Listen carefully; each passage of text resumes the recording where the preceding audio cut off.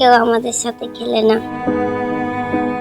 যাদের জন্মের ঠিকানায় নেই কোনো স্থায়ী ভূমি, যাদের শৈশব কাটে পলিথিনের ছাউনিতে, তাদের কাছে জীবন মানেই লড়াই। যখন সমবয়সী অন্য শিশুরা স্কুলের পথে পা বাড়ায়, তখন এই শিশুদের হাতে উঠে আসে দারিদ্র্যের অদৃশ্য শিকল। আমার ইচ্ছে ছিল পড়াশোনার করার, কিন্তু সমস্যার কারণে পড়াশোনা করতে পারি নাই।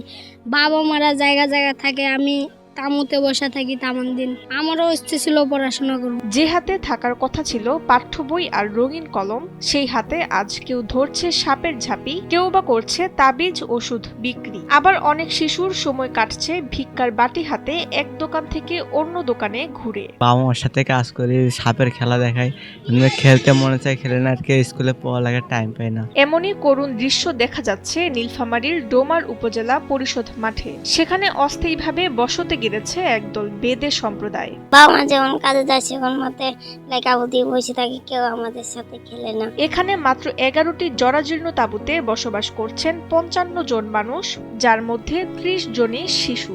ছোট ছোট বাচ্চা কাচ্চারা আছে, আমরা যেটা করি ওরাও তো এটাই শিখবো আমাদের সাথে সাথে। আমরা মনে করি সাপ টাপ ধরে খেলাধুলা দেখাই, হয়তো তারাও একদিন আমাদের সাথে থেকে এগুলাই শিখবো, তারাও আমাদের মতোই জীবনযাপন করবো।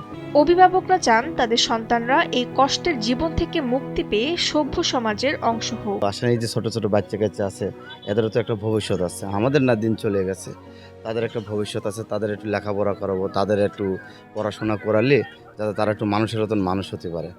অ্যাকচুয়ালি দেখা যাচ্ছে আমরা এইভাবেই চলে যদি যাই, তাহলে আমাদের ভবিষ্যৎটার পরে কী হবে? এই শিশুদের জন্য বিশেষ শিক্ষা ও দ্রুত পুনর্বাসনের উদ্যোগ না নিলে শৈশব হারানোর এই চক্র থেকে তাদের বের করে আনা কখনোই সম্ভব হবে না বলে মনে করছেন সমাজকর্মীরা। নীলফামারী থেকে সংবাদদাতা মাহমুদ হাসানের পাঠানো তথ্যচিত্রে ডেস্ক রিপোর্ট তাসনিম হোসেন লিয়া।